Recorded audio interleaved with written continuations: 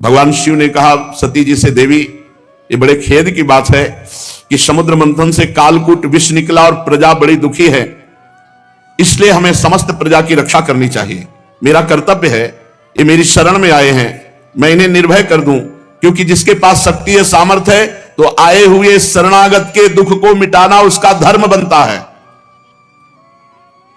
अगर अपने प्राणों की भी बलि देनी पड़े तो दे देना चाहिए, पर शरणागत को विमुख नहीं जाने देना चाहिए, उसकी रक्षा करनी चाहिए।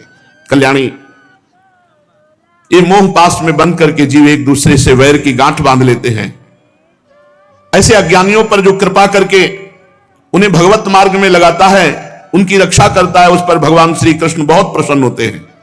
और जब भगवान श्री कृष्ण प्रसन्न हो जाते हैं तो मैं ब्रह्मा चराचर जगत उसके ऊपर प्रसन्न हो जाता है। जहां पर कृपा राम की हुई ता पर कृपा करे सब हुई। इसलिए मैं प्रजा के कल्याण के लिए इस विष को पीऊंगा। विश्व के जीवनदाता देवाधिदेव महादेव भगवान शंकर इस प्रकार सती देवी से कहकर विष को लेने के लिए तैयार हो गए। माताजी बड़ी कृपालु हैं और जानती हैं भगवान शिव के प्रभाव को। उन्होंने अनुमोदन किया, हां प्रभु ऐसा ही करना चाहिए। भगवान शंकर ऐसे करके आकर्षण किया और पूरे समुद्र मंथन से निकले हुए विष को अपने हाथ में ले लिया और उसको पी गए।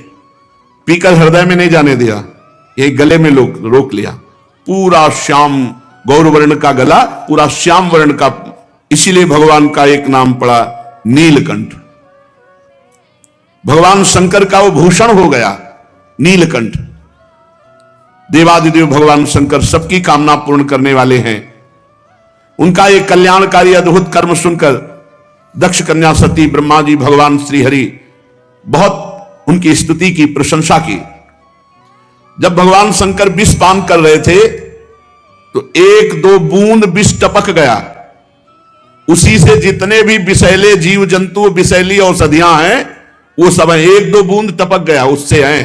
पूरी सृष्टि में इतना विष है, वो एक दो बूंद से पूरा विष भस्म कर देता त्रिलोकी को। महादेव जी गले में आज भी रोके हुए है। भगवान शंकर ने विष पी लिया तो समस्या का समाधान हो गया।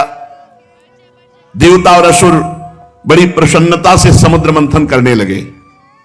फिर समुद्र मंथन से कामधेनु प्रकट हुई। कामधेनु समस्त कामनाओं को पूर्ण करने वाली है। भगवान इशारा जिसे देते वही उसे स्वीकार करता।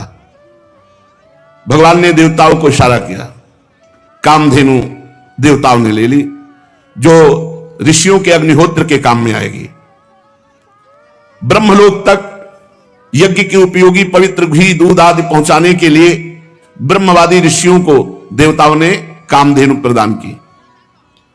इसके बाद उच्चैश्रवा नामक घोड़ा निकला।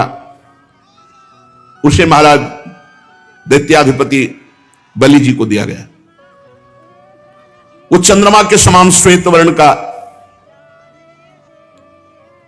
इंद्र ललचात हो गए पर भगवान ने रोक दिया। महाराज बलि को उच्चैश्रवा मिला। तदनंतर थोड़ी ही देर बाद समुद्र मंथन के ऐरावत नामक हाथी निकला। बड़े बड़े चार दांत, उज्जवल गोरे वर्ण का, कैलाश के समान देवराज इंद्र को दिया गया ऐरावत हाथी। फिर कौस्तुभ मणि समुद्र मंथन से निकली। देवता और दैत्य दोनों ने मिलकर वो मणि भगवान श्री हरि को पहनाई। जो बक्षा स्थल में कौस्तुभ मणि विराजमान है, वो समुद्र मंथन से प्रकट हुई। इसके बाद स्वर्गलोक की शोभा बढ़ाने वाला कल्प वृक्ष वो देवताओं ने ले लिया। ये कल्प वृक्ष जो कामना करे वो पूर्ण कर देता है। इसके बाद अप्सराएं प्रकट हुई, जो सुंदर वस्त्रों से सुसज्जित, गले में स्वर्णहार पहरे हुए रंभा आदि, अपनी मनोहर मुस्कान, चाल विलास भरी चितवन से देवताओं के भी चित्त को चुराने वाली, तो देवताओं को दी गई। अप्सराएं देवताओं को दी गई। कल्पवृक्ष देवलोक में। इसके बाद शोभा की मूर्ति स्वयं भगवती लक्ष्मी देवी प्रकट हुई समुद्र से। ये भगवान की नित्य शक्ति है। जे भी वे प्रकट हुई तो बिजली किसी कांति छा गई, दसों दिशाएं चकाचौंध हो गई। ऐसा सौंदर्य, ऐसा उदार स्वरूप ऐसा रूप रंग कोई भी नहीं था जो ये ना चाहता हो कि लक्ष्मी जी हमें मिले। आज भी सभी चाहते लक्ष्मी जी हमें मिले।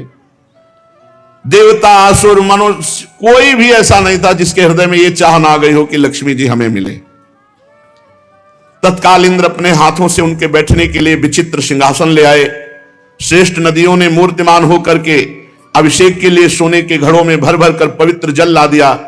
पृथ्वी ने अभिषेक के योग्य सब औषधियां दी। गौओं ने पंचगव्य और बसंत ऋतु ने चैत्र वैशाख में होने वाले सब फूल फल उपस्थित कर दिए। इन सामग्रियों से ऋषियों ने विधि पूर्वक लक्ष्मी जी का अभिषेक किया।